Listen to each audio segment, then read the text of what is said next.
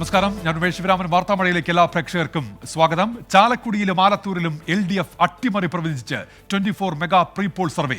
പാലക്കാട്, ഇടുക്കി മണ്ഡലങ്ങൾ UDF നിലനിർത്തും എന്നാണ് സർവേയിൽ പങ്കെടുത്ത കൂടുതൽ പേരുടെയും അഭിപ്രായം. ഏറ്റവും കൂടുതൽ സാമ്പിൾ പരിശോധനയുടെ പിൻബലത്തിലാണ് പ്രവചനങ്ങൾ. ഇന്നത്തെ ലീഡ് സ്റ്റോറിയിലേക്ക് ആദ്യം.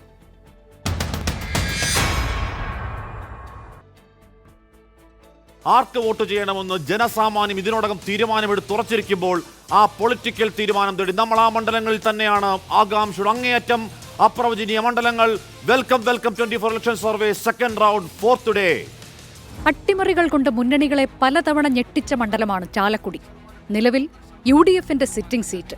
ബെന്നി ബെഹനാനും C രവീന്ദ്രനാഥും കളത്തിലിറങ്ങുമ്പോൾ ചാലക്കുടിയിൽ മത്സരം കടുക്കുമെന്നാണ് പ്രവചനം. LDF സ്ഥാനാർത്ഥി C രവീന്ദ്രനാഥിന് അനുകൂലമാണ് സർവേ ഫലം. സർവേയിൽ പങ്കെടുത്ത 41.4% പേരുടെ പിന്തുണ ഇടത് സ്ഥാനാർത്ഥിക്കാണ്.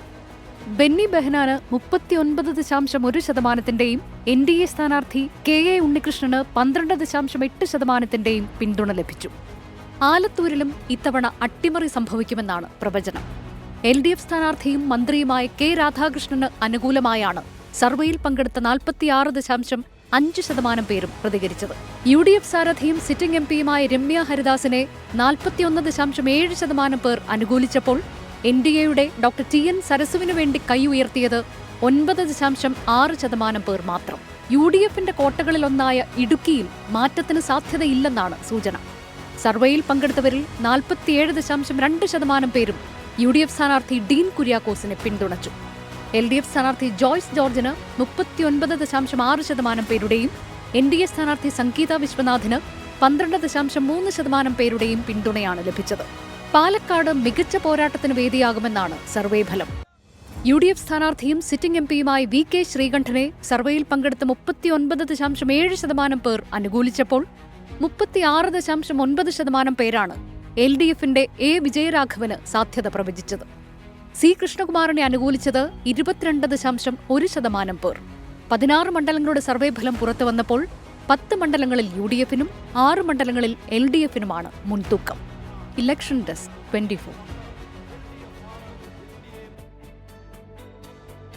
ഇന്ത്യ ചൈന അതിർത്തി സംഘർഷത്തിൽ പ്രതികരണവുമായി പ്രധാനമന്ത്രി നരേന്ദ്രമോദി. ഉഭയകക്ഷി ചർച്ചകളിലൂടെ പ്രശ്നങ്ങൾ പരിഹരിക്കാൻ കഴിയും. നയതന്ത്ര, സൈനിക തലങ്ങളിലെ ചർച്ചകളിലൂടെ അതിർത്തികളിൽ ശാന്തിയും സമാധാനവും പുനഃസ്ഥാപിക്കാൻ കഴിയുമെന്നും പ്രധാനമന്ത്രി വ്യക്തമാക്കി. ന്യൂസ് വീക്കിൽ നൽകിയ അഭിമുഖത്തിലാണ് പ്രധാനമന്ത്രിയുടെ പരാമർശം. ബൽറാം തൊടിങ്ങാടി വിശദാംശങ്ങളുമായി ഇപ്പോൾ ഡൽഹിയിൽ നിന്നും ചേരുന്നുണ്ട്. ബൽറാം, എന്താണ് പ്രധാനമന്ത്രി വ്യക്തമാക്കിയ നിലപാട്? ഉന്മേഷ്, ഈ തെരഞ്ഞെടുപ്പ് പ്രചരണ രംഗത്ത് ഇന്ത്യ ചൈന അതിർത്തി സംഘർഷം വീണ്ടും ശക്തമായി ഉയരുന്ന ഒരു പശ്ചാത്തലത്തിലാണ് പ്രധാനമന്ത്രി നരേന്ദ്രമോദി ഇന്ത്യ അതിർത്തി സംഘർഷവുമായി ബന്ധപ്പെട്ട പ്രതികരണം നടത്തിയിരിക്കുന്നത്. US മാധ്യമമായ ന്യൂസ് വീക്കിന് നൽകിയ അഭിമുഖത്തിലാണ് പ്രധാനമന്ത്രി ഈ സംഘർഷ സാഹചര്യത്തെക്കുറിച്ച് പരാമർശിക്കുന്നത്. അതിർത്തിയിലെ നീണ്ടു നിൽക്കുന്ന സംഘർഷ സാഹചര്യം അടിയന്തരമായി തന്നെ പരിഹരിക്കേണ്ടതുണ്ട് എന്നാണ് പ്രധാനമന്ത്രി വ്യക്തമാക്കിയിരിക്കുന്നത്. ഉഭയകക്ഷി ചർച്ചകളിലൂടെ പ്രശ്നങ്ങൾ പരിഹരിക്കാൻ കഴിയുമെന്നും നയതന്ത്ര, സൈനിക തലങ്ങളിലായി ക്രിയാത്മകമായ ഉഭയകക്ഷി ചർച്ചകളിലൂടെ അതിർത്തികളിൽ ശാന്തിയും സമാധാനവും പുനഃസ്ഥാപിക്കാനും നിലനിർത്താൻ താൻ വിശ്വസിക്കുന്നത് എന്നുമാണ് പ്രധാനമന്ത്രി വ്യക്തമാക്കിയിരിക്കുന്നത്. ഒപ്പം തന്നെ പാകിസ്ഥാനുമായുള്ള ബന്ധവുമായി ബന്ധപ്പെട്ടും അദ്ദേഹം പ്രതികരണം നടത്തിയിരിക്കുന്നു. പാകിസ്ഥാൻ പ്രധാനമന്ത്രിയെ താൻ അഭിനന്ദിച്ചിരുന്നുവെന്നും ഭീകരതയിൽ നിന്നും ആക്രമണങ്ങളിൽ നിന്നും മുക്തമായ ഒരു അന്തരീക്ഷം ഈ മേഖലയിൽ ഉണ്ടാകണമെന്നാണ് താൻ ആഗ്രഹിക്കുന്നത് എന്നും അദ്ദേഹം വ്യക്തമാക്കി. എന്നാൽ ഇമ്രാൻഖാനെ കുറിച്ചുള്ള ചോദ്യത്തോട് അദ്ദേഹം പ്രതികരിച്ചില്ല. ആഭ്യന്തര കാര്യങ്ങളിൽ കുറിച്ച് താൻ പ്രതികരിക്കില്ല എന്നാണ് അദ്ദേഹം മറുപടി നൽകിയത്. ഒപ്പം തന്നെ രാജ്യത്തെ വരുന്ന വിമർശനങ്ങൾ മാധ്യമ സ്വാതന്ത്ര്യവും ജനാധിപത്യത്തിനും എതിരെ രാജ്യത്ത് കുറഞ്ഞു വരുന്നു എന്ന പ്രതിപക്ഷ വിമർശനങ്ങളുടെ കാര്യത്തിലും അദ്ദേഹം പ്രതികരിച്ചിരിക്കുന്നു. ഇന്ത്യയിലും പാശ്ചാത്യ രാജ്യങ്ങളിലുമുള്ള ചിന്തയും വികാരങ്ങളും അഭിലാഷങ്ങളും നഷ്ടപ്പെട്ട ചിലരാണ് ഈ വിമർശനങ്ങൾക്ക് പിന്നിൽ എന്നാണ് പ്രധാനമന്ത്രിയുടെ പ്രതികരണം. ഉന്മേഷ്. ശരി ബൽറാം തൊടിങ്ങാടിയാണ് വിശദാംശങ്ങൾ നൽകിയത്. അട്ടിമറിക്ക് സ്ഥിരീകരണം.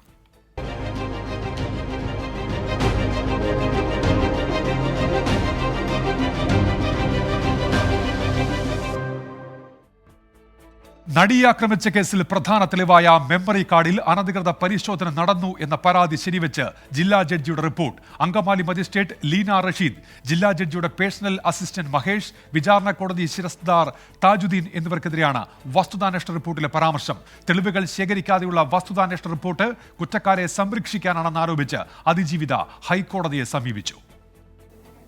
അങ്കമാലി മജിസ്ട്രേറ്റ് കോടതിയിലും ജില്ലാ കോടതിയിലും വിചാരണ കോടതിയിലും മെമ്മറി കാർഡ് പരിശോധിച്ചു എന്നാണ് കണ്ടെത്തൽ.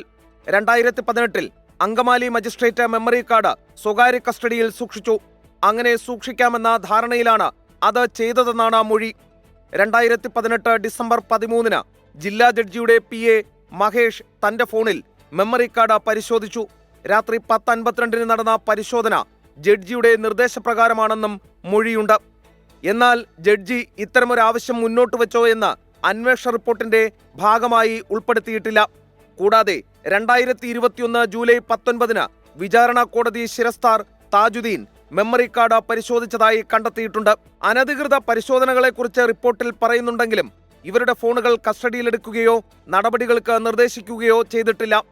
ഈ സാഹചര്യത്തിലാണ് അതിജീവിത വീണ്ടും ഹൈക്കോടതിയെ സമീപിച്ചത്. വസ്തുതാന്വേഷണ റിപ്പോർട്ട് സഹപ്രവർത്തകരെ സംരക്ഷിക്കാനുള്ളതാണെന്നും തെളിവ് കസ്റ്റഡിയിലെടുത്ത് ഫോറൻസിക് പരിശോധനയ്ക്ക് പോലും അയക്കാതെ മൊഴി അതേപടി വിശ്വസിച്ച് റിപ്പോർട്ട് തയ്യാറാക്കിയെന്നുമാണ് അതിജീവിതയുടെ ആരോപണം. അന്വേഷണ റിപ്പോർട്ട് റദ്ദാക്കി IG റാങ്കിൽ കുറയാത്ത പോലീസ് ഉദ്യോഗസ്ഥൻ കേസ് അന്വേഷിക്കാൻ കോടതി നിർദ്ദേശിക്കണമെന്നും അതിജീവിത ആവശ്യപ്പെടുന്നു. ഹർജി വെള്ളിയാഴ്ച ഹൈക്കോടതി പരിഗണിക്കും. എസ് ശ്രീകാന്ത്, 24, കൊച്ചി. മാസപ്പടി കേസിൽ ചോദ്യം ചെയ്യൽ നടപടികളിലേക്ക് കടന്ന് എൻഫോഴ്സ്മെന്റ് ഡയറക്ടറേറ്റ്. കരിമണൽ കമ്പനിയായ CMRLന് നോട്ടീസ് നൽകി. കമ്പനിയുടെ ഫിനാൻസ് ചുമതലയുള്ള ആൾ നാളെ ചോദ്യം ചെയ്യലിന് ഹാജരാകണമെന്നാണ് നിർദ്ദേശം. മാസപ്പടി കേസിൽ കേന്ദ്ര സീരിയസ് ഫ്രോഡ് ഇൻവെസ്റ്റിഗേഷൻ ഓഫീസ് അന്വേഷണം തുടരുന്നതിനിടെയാണ് ED ഇടപെടൽ. വീണ വിജയൻ, എക്സാലോജിക് കമ്പനി, CMRL, പൊതുമേഖലാ സ്ഥാപനമായ KSIDC എന്നിവരാണ് നിലവിൽ അന്വേഷണ പരിധിയിലുള്ളത്. CMRLുമായുള്ള സാമ്പത്തിക ഇടപാടിന് പുറമെ വീണ വിജയന്റെ സ്ഥാപനം നടത്തിയ മറ്റ് സാമ്പത്തിക ഇടപാടുകളും പരിശോധിച്ചേക്കും. എന്നാൽ ഇല്ലാത്ത സേവനത്തിന് വീണയുടെ കമ്പനി പണം വാങ്ങിയത് കള്ളപ്പണം വെളുപ്പിക്കലിന്റെ പരിധിയിൽ വരുമെന്നാണ് ED കണക്ക് കൂട്ടുന്നത്. CMRLന്റെ ബാലൻസ് ഷീറ്റിൽ ആദായനികുതി വകുപ്പും ക്രമക്കേട് കണ്ടെത്തിയിരുന്നു. അന്വേഷണത്തിന്റെ അടുത്ത പടിയായി വീണയടക്കമുള്ള എതിർകക്ഷികളിൽ നിന്ന് രേഖകൾ ആവശ്യപ്പെടും. സഹകരിച്ചില്ലെങ്കിൽ റെയ്ഡ് ചെയ്ത് പിടിച്ചെടുക്കും. തുടർന്നാകും ചോദ്യം ചെയ്യൽ. ആവശ്യമെങ്കിൽ സ്വത്തുക്കൾ മരവിപ്പിക്കുന്നതടക്കമുള്ള നടപടികളിലേക്കും ED കടക്കും. മുഖ്യമന്ത്രി പിണറായി വിജയന്റെ മകൾ വീണ വിജയനും അവരുടെ സോഫ്റ്റ്വെയർ സ്ഥാപനമായ എക്സാലോജിക്കിനും കരിമണൽ കമ്പനിയായ CMRLിൽ നിന്ന് ഇല്ലാത്ത സേവനത്തിന് 1,72 ലക്ഷം രൂപ നൽകിയെന്നായിരുന്നു ആദായ നികുതി സെറ്റിൽമെന്റ് ബോർഡിന്റെ കണ്ടെത്തൽ. ഇതുകൂടാതെ ലോൺ എന്ന നിലയിലും വീണയ്ക്ക് പണം നൽകിയിരുന്നു. S Sreekanth, 24, Kochi. KTU VC നിയമനത്തിനുള്ള സെർച്ച് കമ്മിറ്റി രൂപീകരിക്കാൻ ഉത്തരവിറക്കി സർക്കാർ. ഗവർണർ രൂപീകരിക്കേണ്ട സെർച്ച് കമ്മിറ്റിയാണ് സർക്കാർ രൂപീകരിച്ചത്. രാഷ്ട്രപതിക്ക് അയച്ച ബില്ലിലെ വ്യവസ്ഥകൾ പ്രകാരമാണ് ഉത്തരവ്. യൂണിവേഴ്സിറ്റി, UGC, ഉന്നത വിദ്യാഭ്യാസ കൗൺസിൽ പ്രതിനിധികളെ ഉൾപ്പെടുത്തും. 2 സർക്കാർ പ്രതിനിധികൾ കമ്മിറ്റിയിലുണ്ടാകും. കമ്മിറ്റിയിലെ അംഗങ്ങൾ ആരൊക്കെയെന്ന് പിന്നീട് വ്യക്തമാക്കുമെന്നും ഉത്തരവിൽ പറയുന്നു. ഡൽഹിയിൽ ആം ആദ്മി പാർട്ടിയിൽ പൊട്ടിത്തെറി. തൊഴിൽ സാമൂഹ്യക്ഷേമ മന്ത്രി രാജ്കുമാർ ആനന്ദ് രാജിവെച്ചു. പാർട്ടി അഴിമതിയിൽ മുങ്ങിയെന്നും പാർട്ടിയിൽ തുടരാൻ കഴിയില്ലെന്നും രാജ്കുമാർ ആനന്ദ് വ്യക്തമാക്കി. മദ്യനയ അഴിമതി കേസിൽ അരവിന്ദ് കെജ്രിവാളിന്റെ ഹർജി അടിയന്തരമായി കേൾക്കാനാകില്ലെന്ന് സുപ്രീം കോടതി വ്യക്തമാക്കി. അഭിഭാഷകനുമായി കൂടുതൽ ദിവസം കൂടിക്കാഴ്ചയ്ക്ക് അനുമതി വേണമെന്ന അരവിന്ദ് കെജ്രിവാളിന്റെ ഹർജി റൌസ് അവന്യൂ കോടതി തള്ളി. കോടതികളിൽ നിന്ന് തുടർച്ചയായി തിരിച്ചടി നേരിട്ട ആം ആദ്മി പാർട്ടിക്ക് കനത്ത ആഘാതമുണ്ടാക്കുന്നതാണ് മന്ത്രി രാജ്കുമാർ ആനന്ദിന്റെ രാജി. കൊണാട്ട് പ്ലേസിലെ ഹോട്ടലിൽ മാധ്യമപ്രവർത്തകരെ വിളിച്ചു ചേർത്താണ് രാജ്കുമാർ ആനന്ദ് മന്ത്രിസ്ഥാനവും പാർട്ടി അംഗത്വവും രാജിവെച്ചതായി പ്രഖ്യാപിച്ചത്. लेकिन आज बड़े अफसोस के साथ कहना पड़ रहा है कि राजनीति तो नहीं बदली, लेकिन राजनेता बदल गए. आम आदमी पार्टी का जन्म ही भ्रष्टाचार के खिलाफ आंदोलन से हुआ था, लेकिन आज ये पार्टी खुद भ्रष्टाचार के दलदल में फंस चुकी है. പട്ടേൽ നഗറിൽ നിന്നുള്ള MLA ആണ് രാജ്കുമാർ ആനന്ദ്. EDയുടെ സമ്മർദ്ദത്തെ തുടർന്നാണ് രാജിയെന്ന് ആം ആദ്മി പാർട്ടി പ്രതികരിച്ചു. ഇന്നലെ വരെ അഴിമതിക്കാരനെന്ന് വിളിച്ച BJPയിലേക്കാണ് രാജ്കുമാർ ആനന്ദ് പോകുന്നതെന്ന് ആം ആദ്മി പാർട്ടി നേതാവ് സഞ്ജയ് സിംഗ്. राजकुमार आनंद जिनके 23 घंटे तक ईडी का छापा पड़ा था, 23 घंटे तक ईडी का छापा पड़ा था. पूरी की पूरी भारतीय जनता पार्टी ऊपर से लेकर नीचे तक चिल्ला चिल्ला कर कह रही थी राजकुमार आनंद भ्रष्ट है, राजकुमार आनंद भ्रष्ट है. पूरी की पूरी बीजेपी कह रही थी.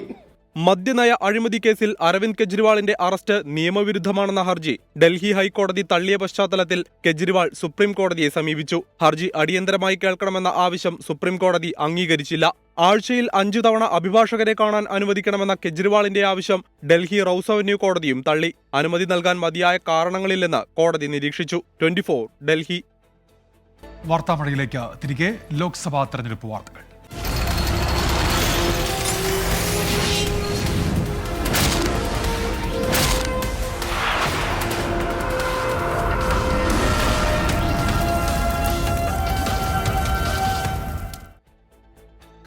പാനൂർ ബോംബ് സ്ഫോടനം തെരഞ്ഞെടുപ്പ് കമ്മീഷന്റെ നേതൃത്വത്തിൽ അന്വേഷിക്കണമെന്ന ആവശ്യമായി UDF. വടകര ലോക്സഭാ മണ്ഡലം തെരഞ്ഞെടുപ്പ് കമ്മിറ്റിയും സ്ഥാനാർത്ഥി ഷാഫി പറമ്പിലുമാണ് തെരഞ്ഞെടുപ്പ് കമ്മീഷന് പരാതി നൽകിയത്. DGPക്കും കോഴിക്കോട്, കണ്ണൂർ കളക്ടർമാർക്കും പരാതി നൽകിയിട്ടുണ്ട്. ബോംബ് നിർമ്മിച്ചത് എന്തിന്, ആർക്ക് തുടങ്ങിയ കാര്യങ്ങൾ പോലീസിന് ഇതുവരെ കണ്ടെത്താൻ കഴിഞ്ഞിട്ടില്ലെന്നും തെരഞ്ഞെടുപ്പ് കമ്മീഷൻ ഇടപെടണം എന്നുമാണ് ആവശ്യം. തെരഞ്ഞെടുപ്പിന് ആഴ്ചകൾ മാത്രം ശേഷിക്കെ കൊണ്ടും കൊടുത്തും മുന്നണികൾ. തിരുവനന്തപുരത്ത് BJP വോട്ടിനായി പണം നൽകുന്നു എന്നാരോപിച്ച UDF സ്ഥാനാർത്ഥി ഡോക്ടർ ശശി തരൂരിന് NDA സ്ഥാനാർത്ഥി രാജീവ് ചന്ദ്രശേഖർ വക്കീൽ നോട്ടീസ് അയച്ചു. മുഖ്യമന്ത്രി BJPയെ പ്രീതിപ്പെടുത്തുന്നു എന്ന് പ്രതിപക്ഷ നേതാവ് VD സതീശൻ കുറ്റപ്പെടുത്തി. തിരുവനന്തപുരം ഉൾപ്പെടെയുള്ള മണ്ഡലങ്ങളിൽ LDF UDF ധാരണ എന്നായിരുന്നു BJPയുടെ ആരോപണം. 24 മീറ്റ് ദ കാൻഡിഡേറ്റ് പരിപാടിയിലാണ് ശശി തരൂർ രാജീവ് ചന്ദ്രശേഖറിനെതിരെ ആരോപണം ഉന്നയിച്ചത്. വോട്ടിനു വേണ്ടി പണം നൽകുന്നുവെന്ന പ്രസ്താവന പിൻവലിച്ച തരൂർ പൊതുസമൂഹത്തോട് മാപ്പ് പറയണമെന്ന് ആവശ്യപ്പെട്ടാണ് രാജീവ് ചന്ദ്രശേഖറിന്റെ വക്കീൽ നോട്ടീസ്. മുഖ്യമന്ത്രി പിണറായി വിജയനെതിരെ പ്രതിപക്ഷ നേതാവ് VD സതീശൻ രംഗത്തെത്തി. കേന്ദ്ര ഏജൻസികളെ ഭയന്ന് മുഖ്യമന്ത്രി BJPയെ പ്രീതിപ്പെടുത്തുന്നുവെന്നാണ് വിമർശനം. കോൺഗ്രസിനെതിരെയും രാഹുൽ ഗാന്ധിക്കെതിരെയും നട്ടാൽ കുലിക്കാത്ത നുണ പറഞ്ഞുകൊണ്ടുള്ള ആരോപണങ്ങൾ എല്ലാ ദിവസവും ഉന്നയിച്ച് BJPയെ പ്രീതിപ്പെടുത്തുകയാണ് മുഖ്യമന്ത്രി പിണറായി വിജയൻ ചെയ്യുന്നത്. ആലപ്പുഴയിലെ NDA സ്ഥാനാർത്ഥി ശോഭാ സുരേന്ദ്രന്റെ ആരോപണം Gokulam group of companies chairman Gokulam Gopalan തള്ളി. അടിസ്ഥാനരഹിതമായ ആരോപണങ്ങൾ ആവർത്തിച്ചാൽ നിയമ നടപടി സ്വീകരിക്കുമെന്ന മുന്നറിയിപ്പ്. യഥാർത്ഥത്തിൽ എനിക്ക് ശോഭാ സുരേന്ദ്രന് നല്ല ഒരു ബഹുമാനവും സ്നേഹമുള്ള എല്ലാ അനിയത്തിയെ പോലെ സ്നേഹിക്കുന്ന ഒരു ലേഡിയാണ്. ഞാൻ പല സമയത്തും കണ്ടുമുട്ടാറുണ്ട്, സംസാരിക്കാറുണ്ട്. ഞങ്ങൾ തമ്മിൽ ഒരു അഭിപ്രായ വ്യത്യാസമില്ല.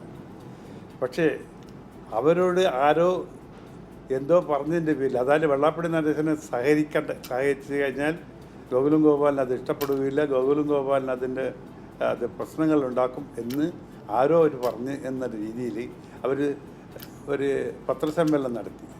തീർച്ചയായും അങ്ങനെ എന്തെങ്കിലും ഞാൻ പറഞ്ഞിട്ടുണ്ടെങ്കിൽ അത് ശോഭാ സുരേന്ദ്രനായിട്ടുള്ള ബന്ധത്തിൻ്റെ പേരിൽ എന്നെ വിളിച്ച് ചോദിക്കാമായിരുന്നു ശരിയാണോ ഇല്ലയോ എന്ന്. അതില്ലാതെ പത്രസമ്മേളനം നടത്തി എന്നെ അപകീർത്തിപ്പെടുത്തിയ കാര്യത്തിൽ എനിക്ക് വലിയ വിഷമമുണ്ട്. കൊല്ലത്തെ തീരദേശ തോട്ടം മേഖലകളിൽ മുഖ്യമന്ത്രി എത്താത്തത് മതരാഷ്ട്രീയത്തിന്റെ ഭാഗമെന്ന് ഷിബു ബേബി ജോൺ കുറ്റപ്പെടുത്തി. തിരുവനന്തപുരം മണ്ഡലത്തിന് പുറമെ മാവേലിക്കര, തൃശൂർ മണ്ഡലങ്ങളിലും NDA ധാരണയെന്ന് BJP നേതാവ് PK കൃഷ്ണദാസ് ആരോപിച്ചു. 24 തിരുവനന്തപുരം. അഴിമതിയുടെയും കൊള്ളയുടെയും മറ്റൊരു പേരാണ് DMK എന്ന് പ്രധാനമന്ത്രി നരേന്ദ്രമോദി. NDA ഭരണകാലത്ത് ഇന്ത്യയുടെ വികസനം 5Gയിൽ എത്തി നിൽക്കുന്നു. എന്നാൽ DMK 2Gയിൽ അഴിമതി നടത്തിയവരാണെന്നും പ്രധാനമന്ത്രി ആരോപിച്ചു. ലോക്സഭാ തെരഞ്ഞെടുപ്പിനുള്ള 10ാം ഘട്ട സ്ഥാനാർത്ഥി പട്ടിക BJP പുറത്തിറക്കി. 2025 മുൻപ് ജാതി സെൻസസ് നടപ്പാക്കുമെന്ന് സമാജ്വാദി പാർട്ടിയുടെ പ്രകടന പത്രികയിൽ വ്യക്തമാക്കുന്നു. 2 ദിവസത്തെ സന്ദർശനത്തിനായി തമിഴ്നാട്ടിലെത്തിയ പ്രധാനമന്ത്രി നരേന്ദ്രമോദി രൂക്ഷമായ വിമർശനമാണ് DMK കോൺഗ്രസ് സഖ്യത്തിനെതിരെ ഉന്നയിച്ചത്. രാഷ്ട്രീയം നോക്കി മാത്രമാണ് UPA സംസ്ഥാന സർക്കാരുകൾക്ക് സഹായം നൽകിയത്. തമിഴ്നാടിനെ DMK പിന്നാക്കം കൊണ്ടുപോകുകയാണെന്നും പ്രധാനമന്ത്രി. DMK एक फैमिली की कंपनी बनकर रह गई है. DMK की फैमिली पॉलिटिक्स की वजह से तमिलनाडु के यूथ को आगे बढ़ने का मौका नहीं मिल रहा है. ലോക്സഭാ തെരഞ്ഞെടുപ്പിനുള്ള 10ാം ഘട്ട സ്ഥാനാർത്ഥി പട്ടിക BJP പുറത്തിറക്കി. ഉത്തർപ്രദേശിലെ 7 സീറ്റുകളിലേക്കും പശ്ചിമബംഗാൾ, ചണ്ഡീഗഡ് എന്നിവിടങ്ങളിൽ ഓരോ സീറ്റുകളിലും സ്ഥാനാർത്ഥികളാണ് പട്ടികയിലുള്ളത്. മുൻ പ്രധാനമന്ത്രി ചന്ദ്രശേഖറിന്റെ മകൻ നീരജ് ശേഖറാണ് ഉത്തർപ്രദേശിലെ ബല്ലിയ മണ്ഡലത്തിലെ സ്ഥാനാർത്ഥി. ബംഗാളിലെ അസൻസോൾ സീറ്റിൽ മുതിർന്ന നേതാവ് SS അലുവാലിയ മത്സരിക്കും. സമാജ്വാദി പാർട്ടി തെരഞ്ഞെടുപ്പ് പ്രകടന പത്രിക പുറത്തിറക്കി.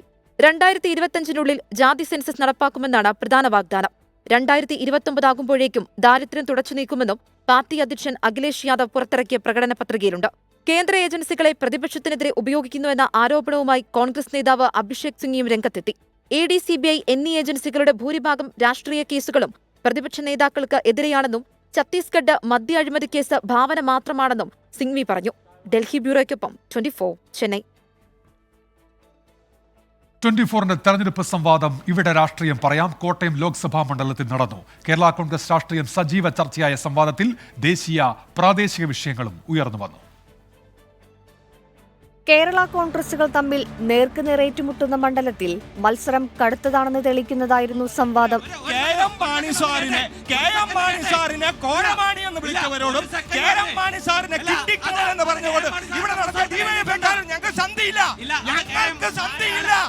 തെരഞ്ഞെടുപ്പടുത്തിരിക്കെ സജി മഞ്ഞക്കടമ്പിൽ രാജിവെച്ചതടക്കം കേരള കോൺഗ്രസിനെതിരെ അതിരൂക്ഷ വിമർശനമാണ് ജോസ് കെ മാണി വിഭാഗം ഉന്നയിച്ചത്. അതിഥിയായെത്തിയ ജോണി നെല്ലൂരും പ്രവർത്തകരും ശക്തമായ ചോദ്യങ്ങൾ എതിർവിഭാഗത്തിനെതിരെ ഉന്നയിച്ചു. തോമസ് ചാഴികാടൻ എന്ന് പറയുന്ന ആദർശ ധീരൻ എന്ന് തന്നെ ഞാൻ പറയട്ടെ, അദ്ദേഹത്തിന്റെ പാർട്ടി എടുത്ത തീരുമാനപ്രകാരം അദ്ദേഹം ഇടതുപക്ഷ മുന്നണിയുടെ ഭാഗമായി. ഇതിനു മുമ്പാറ് തെരഞ്ഞെടുപ്പിൽ അദ്ദേഹത്തിന്റെ ചിഹ്നം 1-2 ഇപ്പൊ അദ്ദേഹം ഇവിടെ LDFന്റെ ഭാഗമായി മത്സരിക്കുമ്പോൾ ചിഹ്നം മാറിയില്ല, പാർട്ടി മാറിയില്ല. ഉറച്ചു നിൽക്കുന്ന സംശുദ്ധ രാഷ്ട്രീയക്കാരൻ ശ്രീ തോമസ് ചാഴികാടൻ. മുന്നണി മാറ്റവും ജോസ് കെ മാണിയുടെ പാലായിലെ തോൽവിയും ഉയർത്തിക്കാട്ടിയായിരുന്നു ജോസഫ് വിഭാഗത്തിന്റെ മറുപടി. അഡ്വക്കേറ്റ് പ്രിൻസ് ലൂക്കോസാണ് ജോസഫ് വിഭാഗത്തിനു വേണ്ടി ചർച്ചയിൽ പങ്കെടുത്തത്.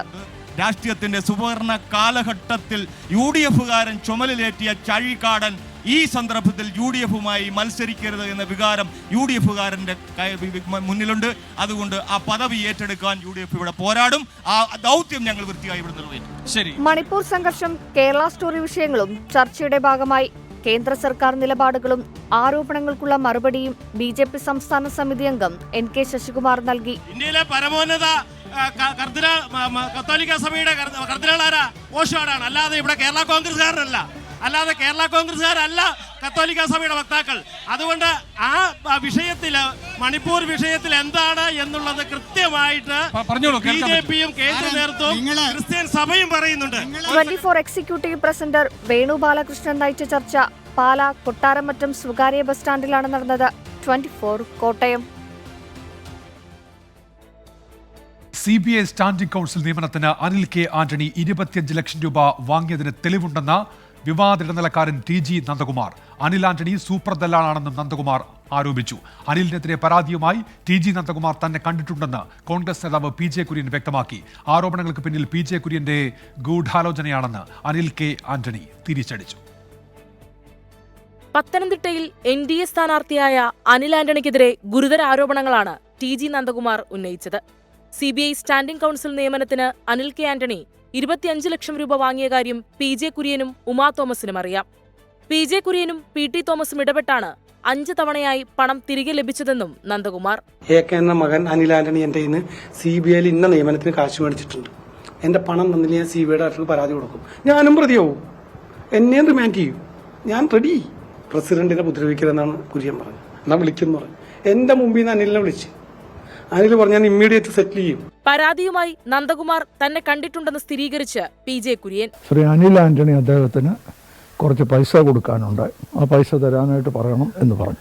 അനിൽ ആന്റണിയോടാണോ പറഞ്ഞത്, ആന്റണി സാറിനോടാണോ പറഞ്ഞതെന്ന് എനിക്ക് എന്തായാലും രണ്ടിലുള്ള ഒരാളോട് ഇങ്ങനെ പൈസ കൊടുക്കാനുണ്ടെങ്കിൽ ആ പൈസ തിരികെ കൊടുക്കണം. K. കരുണാകരനെയും AK ആന്റണിയെയും ചതിച്ച PJ കുര്യൻ തനിക്കെതിരെ ഗൂഢാലോചന നടത്തുകയാണെന്നും നന്ദകുമാർ സ്ഥിരം കുറ്റവാളിയാണെന്നും അനിൽ ആന്റണി തിരിച്ചടിച്ചു. പണ്ട് ശ്രീ K. കരുണാകരനെയും ശ്രീ ഉമ്മൻചാണ്ടിയും AK ആന്റണിയും ചതിച്ച പോലെ ഇന്നലെ ഒരിക്കൽ കൂടെ AK ആന്റണിയെ ചതിക്കാനുള്ള ഒരു ശ്രമമാണ് ഇന്നലെ നടത്തിയത്. അനിൽ ആന്റണിയും AK ആന്റണിയും ഒരുമിച്ച് ചതിക്കാൻ ശ്രീ PJ കുര്യനും ഇദ്ദേഹത്തിന്റെ അനുയായികളും ചെയ്യുന്ന കാര്യങ്ങളാണ്. നന്ദകുമാറിന്റെ ആരോപണങ്ങളെക്കുറിച്ചുള്ള മാധ്യമപ്രവർത്തകരുടെ ചോദ്യത്തിൽ നിന്ന് BJP കേരള പ്രഭാരി പ്രകാശ് ജാവദേക്കർ ഒഴിഞ്ഞുമാറി. ഗൂഢാലോചന നടത്തിയെന്ന അനിൽ ആന്റണിയുടെ ആരോപണം ആന്റോ ആന്റണി നിഷേധിച്ചു. നന്ദകുമാറിന്റെ ആരോപണങ്ങളെക്കുറിച്ച് അറിയില്ലെന്ന് ഉമാ തോമസും പ്രതികരിച്ചു. പറയുന്നതിൽ വാസ്തവമൊന്നുമില്ല. അനിൽ ആന്റണിക്ക് പിന്നാലെ BJPയുടെ വനിതാ നേതാവിനെതിരെയും നന്ദകുമാർ ആരോപണമുന്നയിച്ചു. കേരളത്തിൽ നിന്നുള്ള സൂപ്പർ ടെറർ നേതാവ് ഭൂമി ഇടപാടുമായി ബന്ധപ്പെട്ട് 10 ലക്ഷം രൂപ വാങ്ങിയെന്നാണ് ആരോപണം. 24 കൊച്ചി. ഗാന്ധിമതി ബാലന് വിട.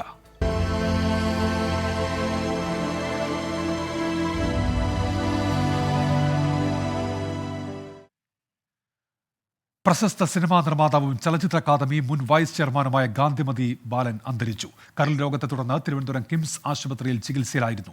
മലയാളത്തിലെ നിരവധി ഹിറ്റ് ചിത്രങ്ങളുടെ നിർമ്മാതാവാണ്.